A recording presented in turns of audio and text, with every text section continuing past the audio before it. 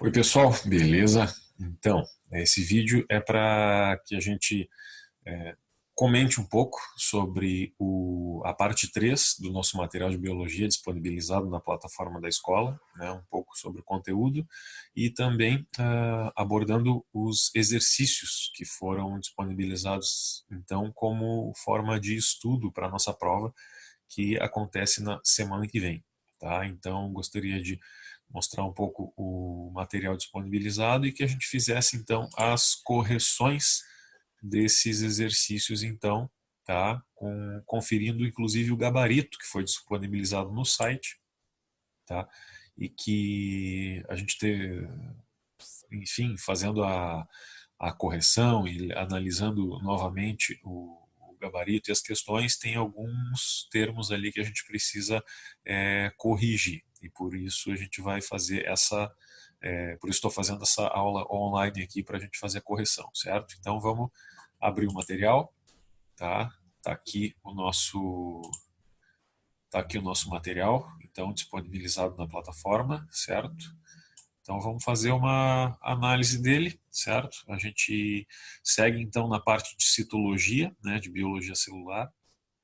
Então, aqui estão as membranas, aliás, as organelas do citoplasma, na parte de membrana plasmática. Né? Então, um pouco sobre o citoplasma, que é formado tanto pela parte figurada, né, que são as estruturas, né, celulares, e como a parte também líquida, né, que no caso seria o citoplasma propriamente dito, ou o citosol, ou também hialoplasma, né, que são termos comuns à mesma coisa, certo?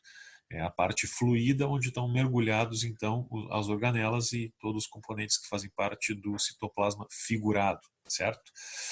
Então, dando sequência, a gente apresenta várias organelas citoplasmáticas, as quais vocês já fizeram, né, o trabalho, ou estão fazendo o trabalho para ser entregue amanhã, até amanhã, certo?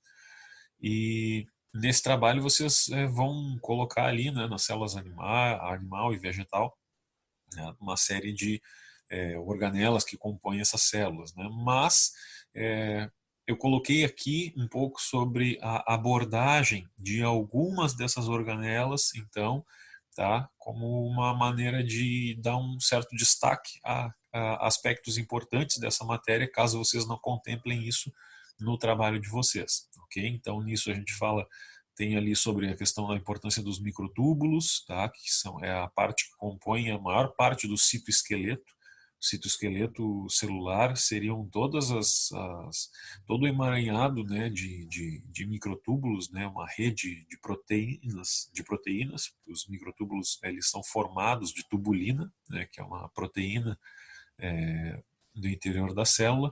Então, basicamente, a parte figurada da célula, ela é, em sua grande maioria, composta de proteínas, certo? Então, por isso que vocês vão ver uma atividade muito grande, né, dos órgãos que sintetizam proteína ou que armazenam e empacotam essas proteínas e que exportam essas proteínas. Então, existe uma atividade muito grande dos ribossomos, né, que são as organelas então desprovidas de membrana, né, que fazem parte da síntese de proteína. Tem muita atividade também no retículo endoplasmático, né, especialmente a porção rugosa, em que tem ribossomos aderidos, então isso também faz parte do processo de síntese de proteínas, que o ribossomo ele organiza elas, ele sintetiza essas proteínas, e na verdade é lá no complexo de Golgi em que acontece o amadurecimento final dessas proteínas,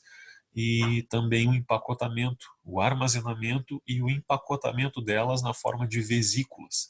E essas vesículas, como é o exemplo do lisossomo, que é uma vesícula cheia de enzimas digestivas, né, dentro, né, na grande parte proteicas, né, que são enzimas digestivas, enzimas, a maior parte delas são compostas de proteínas. Então a gente tem uma noção dessa aí para avaliar um pouco as estruturas do citoplasma, certo? Então tem vacúolos de função heterofágica, né, de função de osmorregulação, como é o caso do vacúolo contrátil, né? Isso em em protozoários, né, de água doce, em algas protozoários de água doce, que tem esse vacúolo contrátil ou pulsátil, enfim. Né. Outro aspecto que eu dei também uma relevância e uma desenvolvida maior também foi em relação aos cromoplastos, né. Existem um tipo de organela que são os plastos, também chamados de plastídeos, tá? Que eles são os organelas que estão presentes em algas, em plantas, e estão relacionados com a absorção de energia luminosa, certo? Então, esses plastos eles podem não ter cor ou podem ter cor. Quando eles têm cores, eles são chamados de cromoplastos. Cromos, né? Cromo vem do grego, significa cor, né? Então, são plastos providos de cor. Então, os cromoplastos podem ser, o principal deles é o cloroplasto, tá? Onde o pigmento que dá cor dele é a clorofila, né? Tem diversos tipos de clorofila, tá? Os xantoplastos também, que são plastos que são coloridos, né? Que as cores variam entre o amarelo, o laranja até o vermelho, né? E os carotenoides também, que costumam também ser alaranjados ou avermelhados, certo? E então são os cromoplastos. Os leucoplastos, né? Leuco significa branco, seriam os plastos sem cor, tá? Então eles não são cromo, eles são sem cor. Os cromoplastos, plastos que têm cores, eles têm uma função muito importante que é absorver diferentes comprimentos de onda luminosa, isto é, diferentes cores, né, que compõem o espectro luminoso. Então tem cores que estão entre o infravermelho e o ultravioleta, tá? Os leucoplastos eles não fazem a síntese de proteínas através da absorção de energia luminosa. O papel dos leucoplastos, então, é de armazenar, geralmente, substâncias que são produzidas em outras organelas, ou até mesmo nos cromoplastos que sintetizam, e esses produtos da síntese muitas vezes ficam armazenados nos leucoplastos, certo? Então, assim, depois dessa parte a gente fala um pouco sobre metabolismo energético celular, tá? Que é balizado, né, entre o trabalho de duas organelas de células eucariontes, né, que são chave nessa questão da produção de energia e uso dessa energia pelos seres vivos, né, que é a mitocôndria e o cloroplasto. São organelas que realizam fenômenos químicos complementares, né? Então, enquanto a fotossíntese, né, através dos cloroplastos, né, cria energia química através da energia solar, né, e mais água e gás carbônico, a mitocôndria realiza o processo contrário, né? Então ela usa essa energia química, né, na forma de glicose, porque foi produzida na fotossíntese, e ela transforma essa energia química, né, em energia utilizável pela célula. Isto é, transforma a glicose em ATP. Glicose é a energia, né, que a fotossíntese dá origem, as plantas, as algas, as cianobactérias dão origem, então, a essa energia química na forma de glicose pela fotossíntese. Então, as mitocôndrias elas fazem quase que o contrário. Elas usam essa glicose, né, produzida na fotossíntese, elas degradam essa glicose e transformam essa energia química, né, armazenada como glicose e disponibiliza essa energia para uso da célula no formato de ATP, adenosina trifosfato, que é essa molécula que vai dar energia para a célula desempenhar todas as funções que ela realiza, tá, na vida, no ciclo celular que ela está atribuída, né? Então depende onde é que se encontra, né, essa célula, de qual tecido que ela faz parte. Então, dependendo disso, ela vai ter determinadas características. Uma célula muscular, por exemplo, ela tem muita mitocôndria porque ela participa muito forte da questão de criar a força do movimento. Uma célula do fígado, por exemplo, né, que produz constantemente enzimas digestivas, então ela vai precisar ter muitas organelas responsáveis pela síntese de proteínas, tá? Então, dependendo qual tipo celular, qual tecido, né, que a gente está falando, esse tecido vai ter índices maiores de respiração ou menores, dependendo da intensidade das atividades que eles desenvolvem, certo? Então, assim, seguindo, né, tem as etapas da fotossíntese, no caso, né, a etapa fotoquímica, que é a etapa que ela depende diretamente da luz para acontecer, tá? E, e também tem a etapa que é chamada de etapa escura ou química, porque para a etapa química acontecer, não precisa estar havendo luz na hora que ela acontece. Porém, ela só acontece quando ela dispõe da, dos elementos que são produzidos durante a etapa clara. Então, se a etapa clara não aconteceu, se não teve luz para acontecer a etapa clara, não tem o que ser sintetizado na etapa escura. Então, a etapa escura ela não depende diretamente da etapa clara, mas ela depende indiretamente, né, da etapa clara, porque ela precisa dos produtos da etapa clara para acontecer, certo? Então, são essas algumas questões que são importantes de mencionar. Depois vem a quimiossíntese, né, que é o processo que se acredita que os organismos, primeiros organismos que habitaram a Terra eram quimiosintéticos, né, na época. Isso aqui vem lá da teoria, né, da teoria autotrófica, né, da vida. Então, são os primeiros organismos, eles teriam propiciado então a glicose, né, para o ambiente a partir não da fotossíntese, mas da quimiossíntese, isto é, da oxidação de alguns elementos químicos que eles tinham em abundância, como o enxofre, né, como o ferro, como o nitrogênio, né, em alguns locais, né, das profundezas oceânicas, né, que tinham aberturas que o magma vazava esse tipo de nutriente, e como ele era abundante, alguns organismos eles desenvolveram uma capacidade de oxidar esses ambientes, esses compostos, né, como o ferro, como o enxofre, como o nitrogênio, e a partir da oxidação deles, né, na presença de gás carbônico, eles produziram glicose, tá, através então da quimiossíntese. É uma forma de, então, tanto a fotossíntese como a quimiossíntese são formas de produzir energia química orgânica a partir de elementos inorgânicos. Tanto a fotossíntese, né, que precisa de água, minerais, né, e gás carbônico para acontecer, e luz, como a quimiossíntese também precisa de gás carbônico e algum composto como o ferro, como o nitrogênio e como o enxofre, certo? Depois disso tem também sobre a respiração, que pode acontecer de forma aeróbica ou anaeróbica. Quando é aeróbica, que envolve o consumo de oxigênio para degradar a molécula de glicose no processo de produção de ATP, né, de energia disponível para a respiração celular, disponível para a célula. Então, a respiração ela acontece em duas etapas também, tá? Na etapa da glicólise, que é uma etapa que acontece tanto em organismos procariontes como em organismos eucariontes. Ela acontece no citoplasma celular, né? Ela produz uma quantidade muito pequena de ATP, né? Mas ela não depende de organelas membranosas para acontecer. Então, toda e qualquer célula viva, ela realiza a respiração através da glicólise.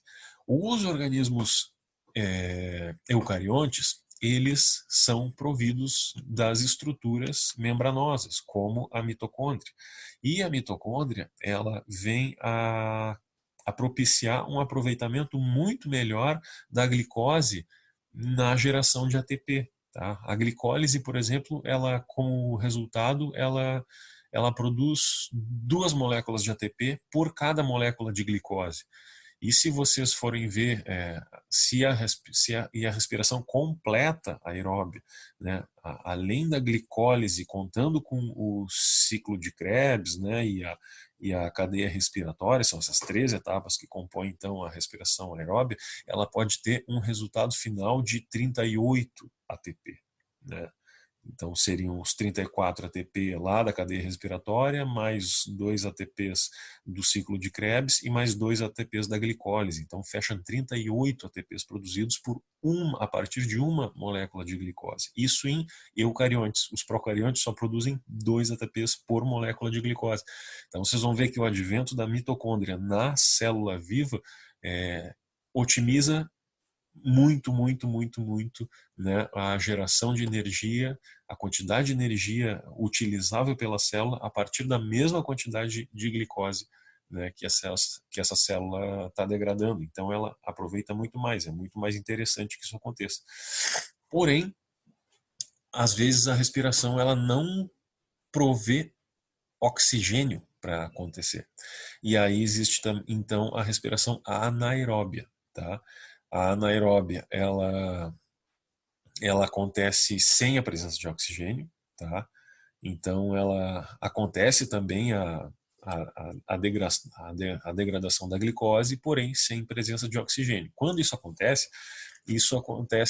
resulta na fermentação, que pode ser lática, né? Como acontece para fazer o iogurte e como acontece na nossa cãibra, também no nosso tecido muscular, certo? Então, o que acontece na nossa cãibra? A gente falta oxigênio suficiente, né, para segunda e terceira fase da respiração, e a célula, né, num intuito de produzir mais energia mais rápido, de prover energia de um modo mais rápido, ela começa a fermentar, né, porque a respiração aeróbia completa, ela leva mais tempo, ela produz muito mais, porém ela leva mais tempo, é mais lenta.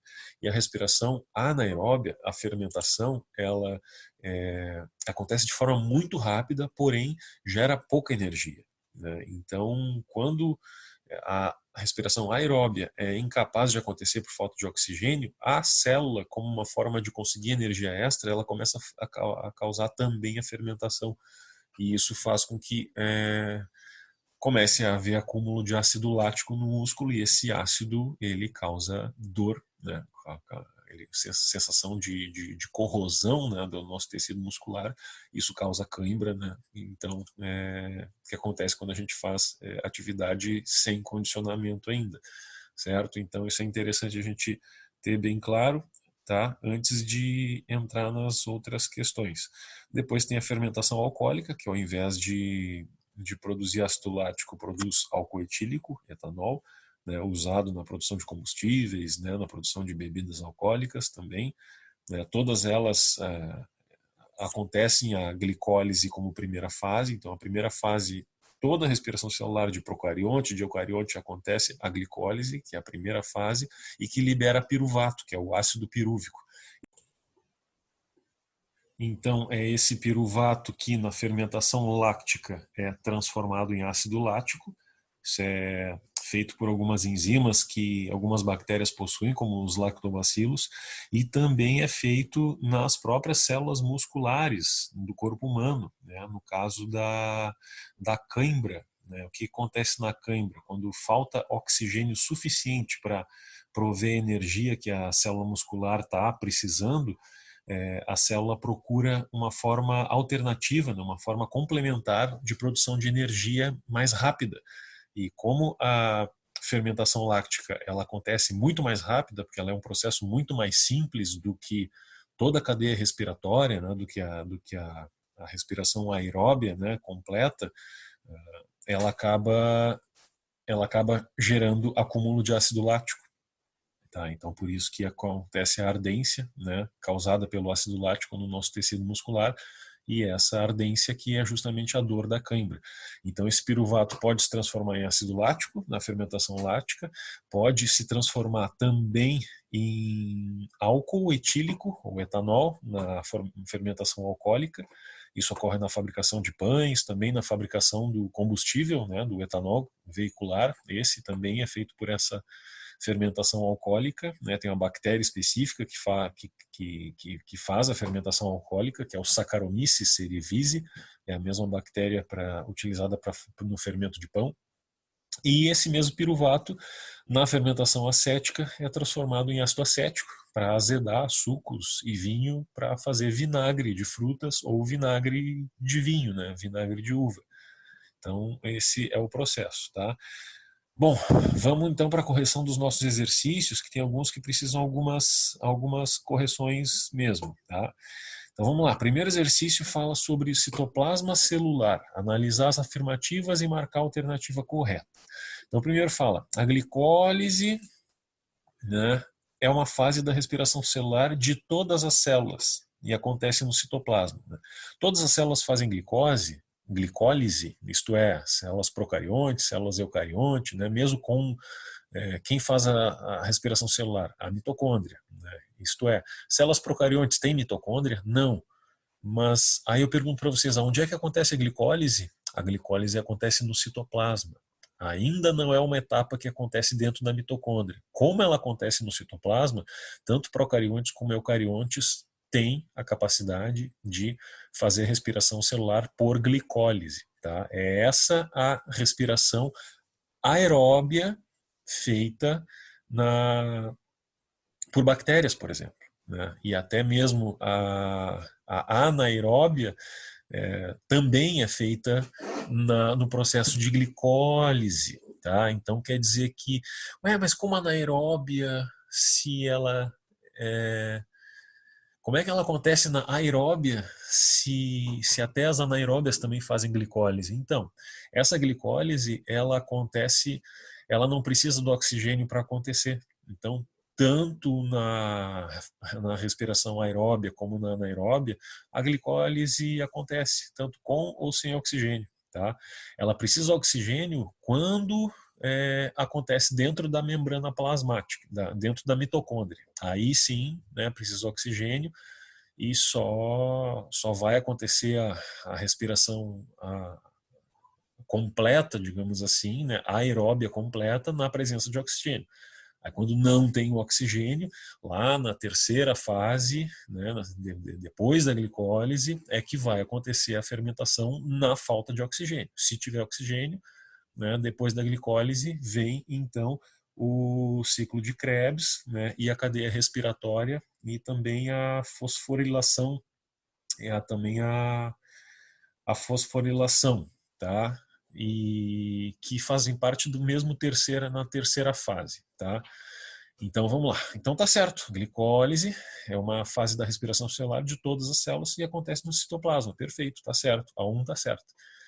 Depois, segunda afirmativa, se houver presença de organelas membranosas no citoplasma, quer dizer que se trata de um eucarionte.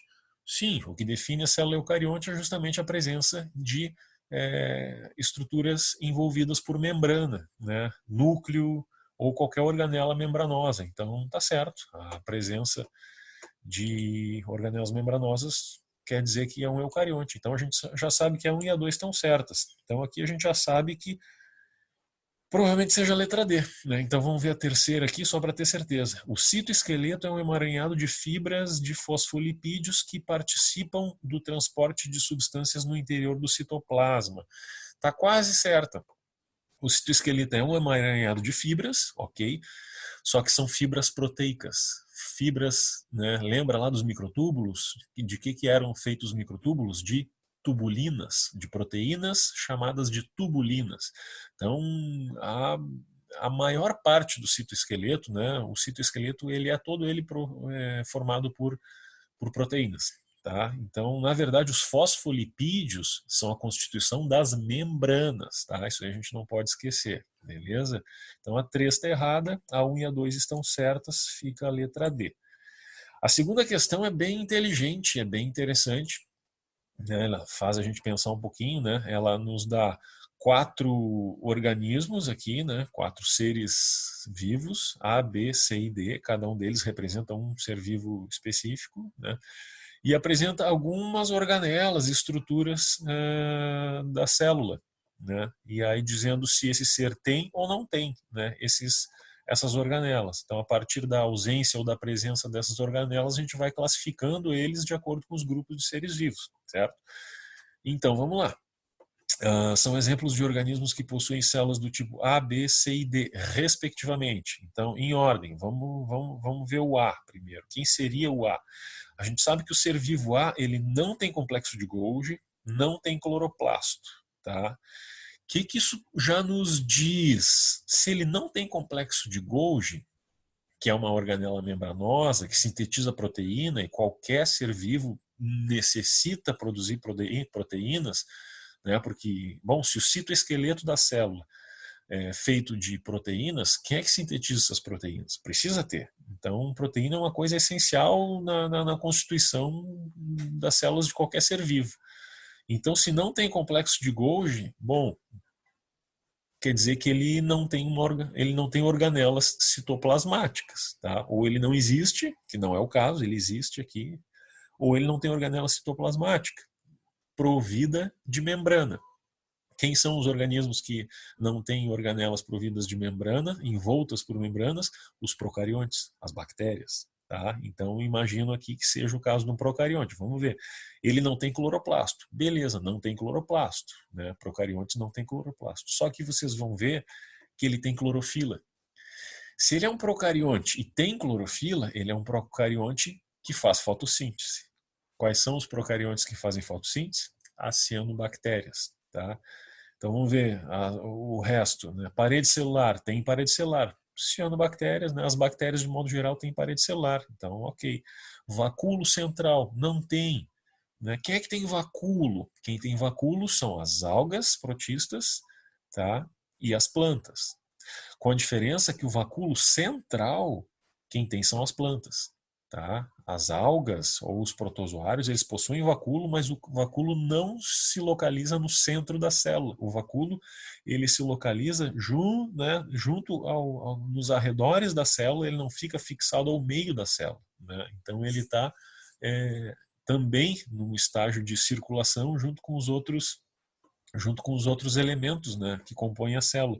Então tá certo, o organismo A é uma cianobactéria, e a gente vai ver nas alternativas que é só a letra B e só a letra C que apresentam a cianobactéria, né, como primeiro organismo. Então vamos ver agora quem é o B para a gente saber qual das duas está certa. O B eu sei que ele tem complexo de Golgi e tem cloroplasto, então, e tem clorofila. Então, o que eu já posso deduzir? Bom, se ele tem complexo de Golgi, ele é um eucarionte. Ele tem membrana envolvendo suas organelas citoplasmáticas. É um eucarionte.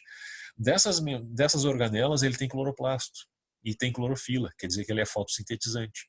Quem são os eucariontes fotossintetizantes que têm parede celular e têm vacúolo central? Somente as plantas. Então, aqui a gente já sabe que o organismo B é uma planta. Aí vamos ver aqui, ó. Começa aqui cianobactéria e depois fungo. Fungo é uma planta? Não, fungo é um fungo, do reino fungi, então não é. Depois de cianobactéria aqui diz samambaia. É uma planta? Sim, é uma pteridófita. Perfeito. Então a gente já sabe que a letra correta é a letra D. Mas vamos conferir se o C é mesmo um cogumelo. Vamos ver. Cogumelos têm complexo de Golgi? Sim, complexo de Golgi. Fazem síntese proteica, né? São organelas providas de membrana. Os fungos têm, então, organelas providas de membrana. Tá certo? Cloroplasto ausente. E clorofila ausente. Bom, cogumelo não faz fotossíntese, né? Então tá coerente, pode ser um cogumelo. Tem parede celular? Os fungos têm parede celular? Sim. Os fungos não são vegetais, né? E nem algas protistas, mas eles também têm parede celular. E eles não têm vacúolo, realmente. Só quem tem vacúolo são as plantas, com vacúolo central, e os protistas, né, com vacúolo não central. Então, está certo, a letra C pode ser sim um cogumelo, né? Ok. E o último, a letra D, fala do paramécio. A gente sabe que o paramécio são protozoários também, são ciliados, eles não são algas protistas, mas eles são protozoários, tá? Não fazem fotossíntese. Então vamos ver. O paramécio, ele teria complexo de Golgi? Sim, os protozoários são eucariontes. Todo eucarionte tem, né, complexo de Golgi. Ele não tem cloroplasto nem clorofila. Beleza, o paramécio não é uma alga protista, né? Ele não faz fotossíntese, ele não tem essas estruturas. Coerente. Não tem parede celular. Claro que não, né? Diferente das algas protistas, os protozoários, eles não possuem parede celular, tá certo? E vacúolo central ele também não tem, né? Ele tem vacúolo, sim, que é por onde ele elimina o excesso de água, né? Então, principalmente os protozoários de água doce, todos eles têm vacúolo pulsátil ou contrátil, né? Que serve para o quê? A célula viva do protozoário ela é muito concentrada, ela tem muitas substâncias dentro dela, né? E dentro da água doce, o que acontece? A concentração da água doce é menor do que a concentração do meio interno da célula. Então, o movimento de osmose acontece, né? A favor do gradiente de concentração. Então, se a célula do protozoário é concentrada em relação ao meio, quer dizer que está sempre entrando um pouco de água através da membrana plasmática. Quando essa água vai se acumulando dentro do vacúolo e chega uma hora que o vacúolo está cheio, esse vacúolo se contrai para eliminar o excesso de água e ir regulando então a pressão osmótica, mantendo essa diferença de concentração do lado de fora e do lado de dentro da célula. Então aqui pode ser sim a letra D um paramécio. Então a gente sabe que a questão número 2, a alternativa correta é a letra D. Vamos lá então para 3. Células musculares, células glandulares e células de um micro-organismo de água doce deverão ter bem desenvolvidas as seguintes organelas, respectivamente. Eu sei que tem uma organela, a primeira, né, tem que ser abundante em células musculares, a segunda tem que ser abundante em células glandulares e a terceira tem que ser abundante em micro-organismos de água doce. Então vamos lá. Células musculares, qual organela que eu preciso ter abundantemente? Aí tem cloroplasto, complexo de Golgi, mitocôndria, retículo, centríolos. Vamos ver. Qual é a função da célula muscular? A célula muscular é fazer movimento, né? Causar movimento, né? Força. Para fazer força a gente precisa de energia. Para ter energia, qual é a organela responsável pela disponibilidade da energia em forma de ATP, né? É a mitocôndria. Então a gente sabe que a célula muscular, como a função principal dela é fazer um movimento, né? E a gente sabe que a principal combustível do movimento é a energia em forma de ATP, que é o que a mitocôndria libera dentro da célula no processo de respiração celular. Então a gente já sabe que a letra C, mitocôndrias, é aqui. Como não existe nenhuma outra alternativa que fala mitocôndrias aqui em primeiro lugar, a gente já sabe que a letra C é provavelmente a certa. Mas vamos ver aqui o restante, né? Aí depois, células glandulares é a segunda célula. As glandulares, o que uma célula glandular faz? Ela faz o quê? Ela tem uma glândula, por exemplo, como o fígado. O fígado é uma das glândulas que produzem as nossas enzimas digestivas. O fígado está ligado ao nosso sistema digestório. E para digerir, a gente precisa de enzimas digestivas. Essas enzimas são proteínas, tá? Que são produzidas por glândulas. Então, glândulas são são órgãos formados por tecidos secretores, né? Tecidos que estão sempre produzindo enzima que vai digerir alguma coisa, ou está sintetizando algum componente orgânico que vai agir em algum lugar. Então, como fala em glândula, a gente fala em síntese de compostos orgânicos, né? E para uma glândula sintetizar, ela precisa ter as organelas que fazem essa síntese. Quem são elas? Principalmente, né, ribossomos, né, retículo endoplasmático, e o ribossomo ele participa da síntese proteica, o retículo endoplasmático, junto com o ribossomo, ele sintetiza a proteína, o complexo de Golgi recebe essa proteína sintetizada, modifica, amadurece ela e empacota ela em vesículas e manda essa vesícula ou para um outro lugar dentro da célula ou para fora da célula, né? Então vamos ver o que vem depois aqui, ó, depois de mitocôndria, complexo de Golgi, certíssimo. É ele que armazena, envelopa e envia essas proteínas, né, para fora da célula. Então todas as células glandulares elas vão ter com certeza bastante complexo de Golgi. E por último, né, micro-organismos de água doce. Aqui está falando daquele protozoário, que não é uma alga protista, mas é um protozoário, né, que possui vacúolo contrátil, sim, que para regular a pressão osmótica. Então, com certeza, a letra C responde corretamente à questão 3. Beleza? Então vamos lá, questão 4. No interior da célula, o ATP produzido em um processo, e esse processo é dito como é utilizado na síntese de enzimas digestivas, assinalado como 2, e no mecanismo de gestão de partículas fagocitadas, apontado como 3. Três componentes celulares relacionados direta e respectivamente com 1, 2 e 3 são. O que está relacionado com o processo 1? Aí fala que ATP produzido num processo. Qual é o processo que produz o ATP? Né? ATP é energia química disponível para utilização da célula. Quem faz isso é a mitocôndria. Então a gente já sabe que a mitocôndria é a organela que faz esse processo então de síntese de ATP. A gente já sabe que é a letra A ou B. Na segunda fala, é utilizado na síntese de enzimas digestivas. Quem é que faz síntese de enzimas digestivas? Né? Então aqui a gente está falando de alguém de uma organela que participa da síntese de proteínas, né? Enzimas digestivas quem fazem? As enzimas, né, digestivas que são compostas, são proteínas digestivas, né? Como ela tem um papel de digestão, chama de enzima, enfim. Tá? Então, quem é que participa então da síntese digestiva? Os ribossomos ou os cromossomos? Né? Aqui, os ribossomos. Eles, junto no retículo endoplasmático, então sintetizam a proteína. O cromossomo ele participa, na verdade, da transcrição do material genético, né? Não é exatamente, diretamente, síntese de proteína. Tá? A síntese de proteína pelo ribossomo vai terminar lá no citoplasma, então, no processo final lá com a ação do RNA ribossômico junto com o RNA mensageiro. Mas aí é para a formação, né, de uma proteína lá no citoplasma. De qualquer modo, o ribossomo ele está mais diretamente relacionado à síntese de proteína. E a terceira, quando ele fala no mecanismo de digestão de partículas fagocitadas. Qual é a organela que faz a digestão de partículas fagocitadas? Né? O lisossomo, que é uma vesícula liberada pelo complexo de Golgi, né, que possui enzimas digestivas no seu interior. Então, ele faz a digestão. Então, a letra A responde a questão 4. A quinta questão fala: uma célula vegetal, o material genético concentra-se no interior do núcleo. Perfeito. O qual é delimitado por uma membrana. Tá. Além dessa região, o material genético também é encontrado no interior do. Aí diz aqui retículo endoplasmático, complexo de Golgi, cloroplasto, lisossomo, retículo. Então, a questão aqui é o seguinte: quais organelas do citoplasma possuem material genético próprio?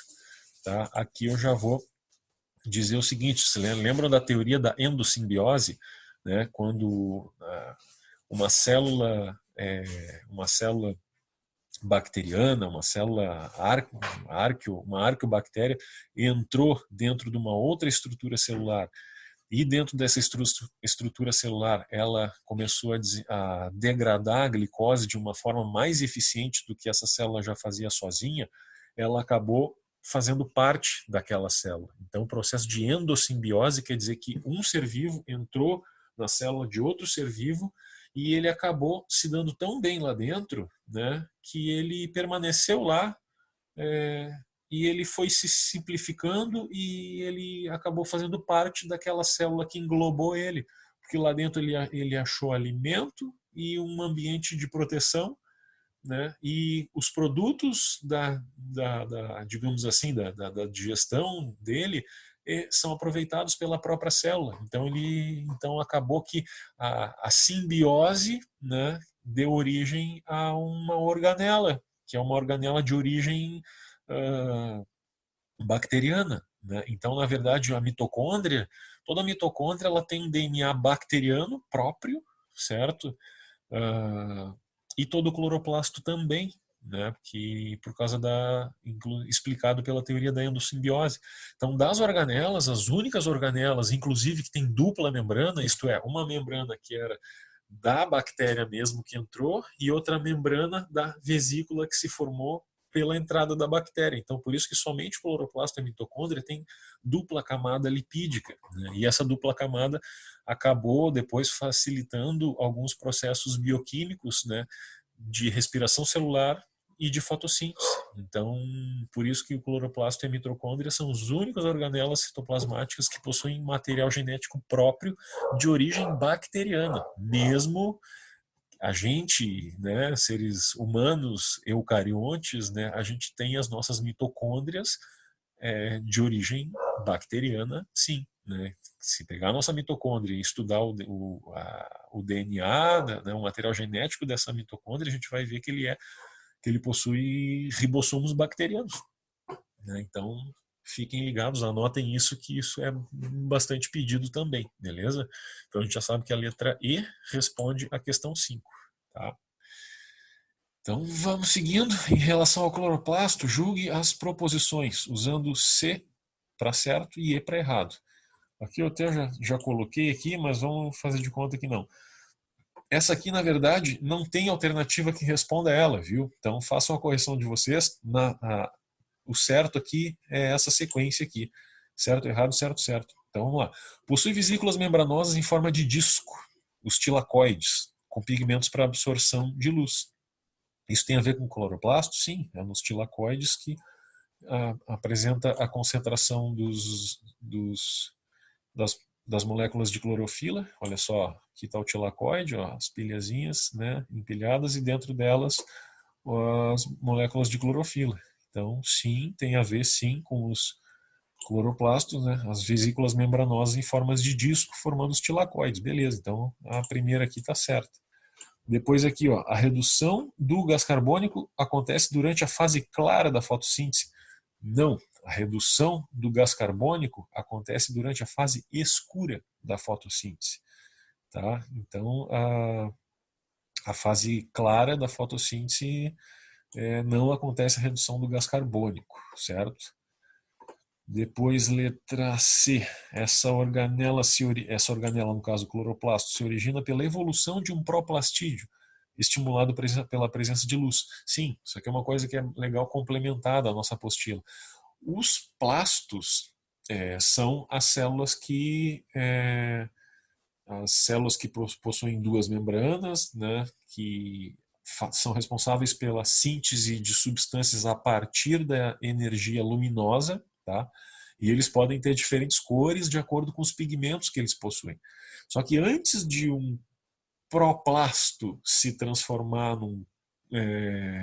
antes de um plastídeo acontecer, ele é uma célula indiferenciada, ele é um proplastídeo. Ele vai se transformar num plastídeo, mas ele ainda não é. Ele está esperando um sinal ou genético, um sinal do ambiente que dispare as transformações necessárias para ele se transformar naquilo que ele precisa realizar. Então, todo cloroplasto, todo leucoplasto, todo xantoplasto, lá no início, antes dele se desenvolver como cloroplasto, como leucoplasto, como xantoplasto, ele era um proplastídeo. O que é pró? Pró é primeiro, plastídeo. Ele é um formato inicial dos plastídeos. Depois dele sofrer, então, os estímulos, como a presença de luz, ele se desenvolve ou na forma do cloroplasto, ou do xantoplasto, ou do leucoplasto, enfim. Tá? Mas todo plasto, tá? Ele já foi um pró-plastídeo antes. Tá? Então é legal vocês terem isso bem claro. Tá? Então sim, toda essa organela, o cloroplasto, se origina pela evolução de um pró-plastídeo que foi estimulado pela presença de luz. Beleza, certíssimo. E depois, o último aqui, um dos componentes fundamentais para que ocorra a fotossíntese é a água. Sim, sim, sim. Da qual libera-se oxigênio para a atmosfera. Sim. Então, na verdade, o oxigênio que é liberado para a atmosfera durante a fotossíntese vem da água e não do gás carbônico, tá? Os oxigênios que vêm do CO2, do gás carbônico, eles se mantêm na molécula de glicose que vai ser produzida pela fotossíntese, mas a molécula de água, aliás, os oxigênios, né, os oxigênios que compõem a molécula de oxigênio que é liberada no fim da fotossíntese, ela veio da molécula de água, certo? E é isso aí. O carbono lá da, do gás carbônico, e esse carbono e o oxigênio do gás carbônico eles vão compor a molécula de glicose, beleza? Então aqui a sequência correta não é nenhuma dessas 5 aqui. A sequência correta é essa aqui, certo, errado, certo, certo, beleza? Então corrijam aí no caderno de vocês, no material de vocês. Vamos lá, 7ª questão. Sobre respiração celular, é correto afirmar. No processo de respiração aeróbia, a degradação total das moléculas da glicose resulta na formação de ácido pirúvico. E na respiração anaeróbia é formado o álcool etílico. Bueno, aqui a gente tem um detalhezinho que pode passar despercebido. No processo de respiração aeróbia, a degradação total das moléculas de glicose resulta na formação do ácido pirúvico? Será que a degradação total resulta no ácido pirúvico? Não, né?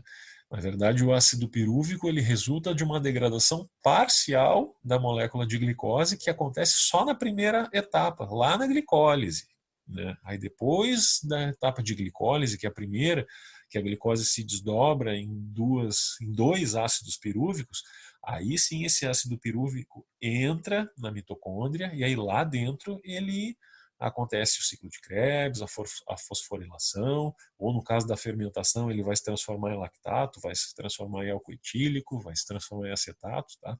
Mas a liberação do piruvato é da degradação parcial da glicose. Então tá errada a letra 2. Na respiração aeróbia, os hidrogênios são combinados com o O2, formando moléculas de água. Até aí tudo bem. Enquanto na respiração anaeróbia, os hidrogênios se combinam com o N2. Não tem nada a ver aqui com o N2, né? Então, o N2 aqui ele vai acontecer em alguns casos em algumas bactérias desnitrificantes, tá? Mas aí não é o caso da respiração anaeróbia, tá? Então, na respiração anaeróbia não tem nada a ver com N2 não, tá? Então tá errado.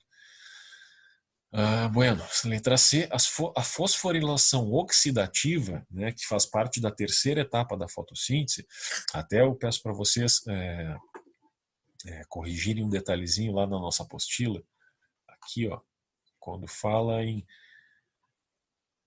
aqui, ó, respiração aeróbica, né, ou aeróbia, aqui no material de vocês está como 4 etapas, no meu eu já botei 3, tá? Que tem gente que considera separada a fosforilação oxidativa, né, da cadeia respiratória, tá? Então por isso que alguns livros consideram como 4 etapas. A gente aqui vai considerar como 3 etapas, tá? A cadeia respiratória e a fosforilação como parte do mesmo processo, tá? Então coloca aqui, né, a respiração aeróbia acontece em 3 etapas. A gente sabe que na prova se referir a 4 etapas, a gente sabe que a primeira etapa é a glicólise, a segunda etapa é o ciclo de Krebs, e a terceira etapa é a cadeia respiratória, e a quarta etapa a fosforilação oxidativa. Só para esclarecer, a fosforilação oxidativa é a transformação dos ADPs em ATPs, isto é, tu pega uma molécula com 2 grupos fosfato e agrega, né, que é o ADP, e agrega a ela um terceiro grupo fosfato para formar o ATP, né, trifosfato, 3 grupos fosfato, e é ali que vai ter energia. Então a fosforilação oxidativa vai transformar todos os ADPs, tá, que foram liberados nas etapas de ciclo de Krebs, numa terceira, então, para formar o ATP, que é a energia disponível que a célula vai usar. É a moeda energética que toda célula se utiliza. Beleza? Então, voltando lá para o nosso exercício, vocês sabem que a fosforilação oxidativa é um processo comum às respirações aeróbia e anaeróbia. Não. A gente sabe que a fosforilação oxidativa é um processo aeróbio. O anaeróbio não chega nessa etapa, né? Sofre outras transformações, então essa C está errada. A D, que aqui ela está em negrito, até assinalando como correta, indica que a glicólise ocorre no citoplasma das células, perfeito, no citoplasma, depois que o piruvato e o ATP vão entrar, enfim, durante a respiração aeróbia dos seres eucariontes. E nos mesossomos, durante a respiração anaeróbia dos seres procariontes. Tá certo, a glicólise ocorre no citoplasma das células, perfeito. Durante a respiração aeróbia dos seres eucariontes, sim. E nos mesossomos, durante a respiração anaeróbia dos seres procariontes. A gente sabe que procarionte também faz a glicólise, né? E ela acontece nos mesossomos das bactérias, né? Que é uma regiãozinha específica, né, da célula bacteriana, tá? Que vai estar mais próxima, né, da membrana plasmática, enfim, que é lá na região do mesossomo que vai acontecer o processo de glicólise, né, da respiração anaeróbia em procariontes. Então a letra D está correta. Vamos lá para a oitava questão. Dois importantes processos metabólicos são ciclo de Krebs e ciclo de Calvin. Antes da gente seguir lendo, vamos lembrar o seguinte: o ciclo de Krebs é a segunda etapa da respiração aeróbia. Tá? Somente a respiração aeróbia realiza ciclo de Krebs, não esqueçam disso. E nele, no ciclo de Krebs, é que o piruvato é quebrado, né, é oxidado para formar gás carbônico e ATP. Tá? Duas moléculas de ATP por cada uma molécula de ATP por cada piruvato, né, transformado. E acontece nas mitocôndrias. E o ciclo de Calvin, ele vai acontecer na fase escura da fotossíntese. Tá? Então, ciclo de Krebs, segunda etapa da respiração aeróbia, ciclo de Calvin, tá? É a segunda etapa da fotossíntese. Beleza? Então vamos lá, ciclo de Krebs, ou ciclo do ácido cítrico, no qual moléculas orgânicas são degradadas e seus carbonos liberados como gás carbônico. Tá, beleza, é isso aí. Então, no ciclo de Krebs, né, as moléculas orgânicas, né, no caso os piruvatos, eles são degradados, né, são separados todos os carbonos deles, né, e liberados como gás carbônico, beleza. E o ciclo de Calvin, o ciclo das pentoses, no qual os carbonos do gás carbônico são incorporados em moléculas orgânicas, tá? Beleza. Essa molécula orgânica, então, da fase escura, no caso, é a própria glicose, tá? Então aqui está perguntando, né, quais os processos que acontecem em humanos, em plantas, em algas e em lévedo. Lévedo, no caso, são fungos, tá? Então vamos ver, se o ciclo de Krebs ele é a segunda etapa da respiração aeróbia, e a gente sabe que essa segunda etapa acontece nas mitocôndrias, isto é, em todos os seres eucariontes, né, a gente já sabe que isso acontece em eucariontes, tá? Virados aqui, beleza. Então, todo mundo vai fazer, né? Todos os eucariontes vão fazer, né? Então, se acontece dentro da mitocôndria, só os procariontes que não têm mitocôndrias. Então, todos os outros seres vivos eucariontes, eles fazem ciclo de Krebs. Então, no caso aqui, todos vão ter. Humanos fazem ciclo de Krebs, né? Plantas fazem ciclo de Krebs, algas fazem, né? Lévedo fazem. Então, esse aqui, todos esses seres vivos aqui fazem o ciclo de Krebs. Tá? Só os procariontes que não fazem, que não têm mitocôndria. Então vamos lá, ciclo de Calvin. Aqui está falando sobre fotossíntese. Então o ciclo de Calvin é restrito a seres fotossintetizantes. Né? Então, como eu estou falando que é restrito a ser fotossintetizante, eu só estou falando ou de planta ou de alga. Né? Então a gente já tira fora o lévedo, fungo não faz fotossíntese, humanos não fazem fotossíntese, então sabe que o processo 2 acontece somente em plantas e algas, né? Somente nesses aqui. E o processo 1 acontece em todos. Então por isso que a certa é a letra D. Tá?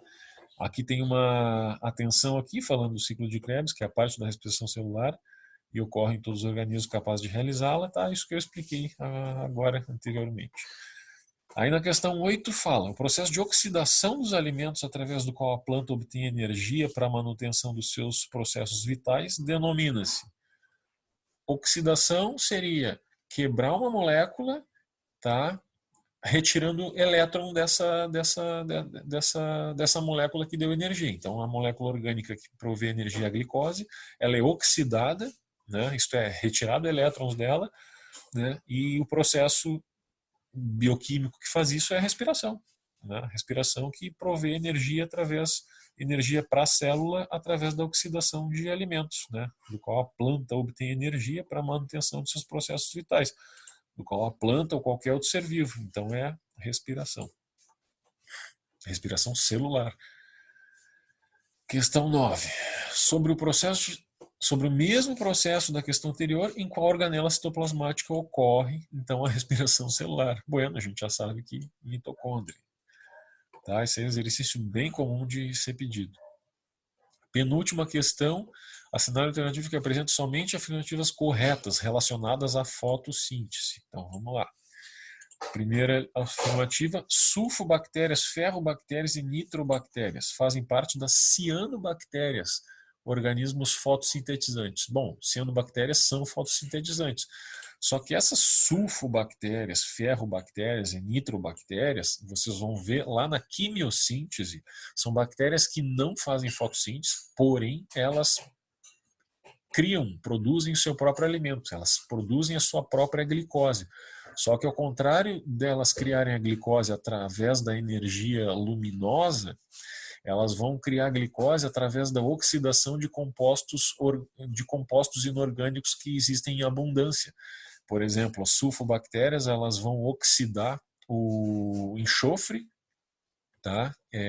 As ferrobactérias vão oxidar o ferro, e as nitrobactérias vão oxidar compostos nitrogenados que existem em alguns lugares lá do fundo dos oceanos, tá? Onde existe, digamos assim, vazamento desses compostos bioquímicos, né? Por natureza, como por exemplo, um vulcão, ele está sempre eliminando uma diversidade grande de gases e lava. No fundo dos oceanos tem alguns escapamentos, digamos assim, que deixa que existem excesso de material rico em enxofre, ou rico em ferro, ou em nitrogênio, e essas bactérias elas se adaptaram a viver nesses ambientes porque elas desenvolveram um mecanismo de oxidar esses compostos, ou nitrogenados, ou férricos, ou sulfúricos, né? E ao oxidar isso, elas também produzem a glicose delas, né? Então, isso aqui são exemplos de bactérias quimiosintetizantes e não fotossintetizantes. Então, essa primeira aqui está errada. Tá? Vocês vão ver lá na quimiossíntese, aqui, ó, quimiossíntese como exemplo de seres autótrofos quimiosintetizantes, sulfobactérias, ferrobactérias e nitrobactérias. Então, voltando para a questão, segunda afirmativa. Durante o fluxo acíclico da fase clara, são liberadas moléculas de oxigênio. Isso aqui é só a gente ver. Assim, ó, o fluxo acíclico e o fluxo cíclico, isso acontece na segunda etapa da fotossíntese, tá? E isso vai acontecer dependendo da participação dos fotossistemas 1 e 2. Às vezes ocorre a participação só do fotossistema 1 e às vezes ocorre a participação dos dois fotossistemas. Quando ocorre a participação dos dois fotossistemas, quer dizer que o aproveitamento, a síntese de ATP, ela é mais intensa, se produz mais ATP quando o ciclo é incompleto, quando começa no fotossistema 1, passa pelo fotossistema 2, né, e assim fecha todo o ciclo, né? Por que se chama incompleto ou cíclico, né, o sistema menor? Porque ele começa no fotossistema 1, ele não chega até o fotossistema 2, e esse elétron volta. O elétron liberado lá pelo NADH, ele entra entre as membranas, digamos assim, do cloroplasto, só quando chega perto do fotossistema 2, ele volta, tá, ao local de origem. E nisso ele produz uma quantidade X de energia. Tá? Agora, se esse elétron foi muito energizado, quando ele passa pelo fotossistema 2, ele libera uma molécula de oxigênio, tá? E continua, e ele vai terminar o ciclo dele lá no fotossistema 2. Então ele não volta ao ponto inicial fechando o ciclo. Na verdade, ele começa, ele libera um oxigênio e vai até o 2, onde lá ele termina, tá? Eliminando água, por exemplo. e fazendo o ATP. Então, quando fala em fluxo acíclico, eu estou falando do fluxo completo, que ele usou os dois fotossistemas e liberou oxigênio no meio, quando ele chegou ali pertinho do fotossistema 2. E o fluxo cíclico é quando ele não chega no fotossistema 2 e retorna para o 1, aí ele fecha um ciclo, só que é incompleto.